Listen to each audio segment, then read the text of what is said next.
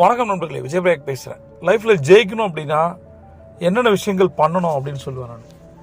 First finance management ரொம்ப ரொம்ப முக்கியம். நிதியை எப்படி நீங்கள் நிர்வகிக்கிறீங்க, மேனேஜ் பண்ணுறீங்க. ரெண்டாவது, மக்களை எப்படி ஹேண்டில் பண்ணுறீங்க. இதை பொறுத்து தான் வெற்றி இருக்குன்னு சொல்லுவேன். இதை விட உச்சமான ஒரு மேனேஜ்மெண்ட் இருக்குது, அது டைம் மேனேஜ்மெண்ட் பேர். அதை சரி பண்ணால் உங்கள் வாழ்க்கையை ஜெயிக்கும்னு நான் சொல்கிறேன்.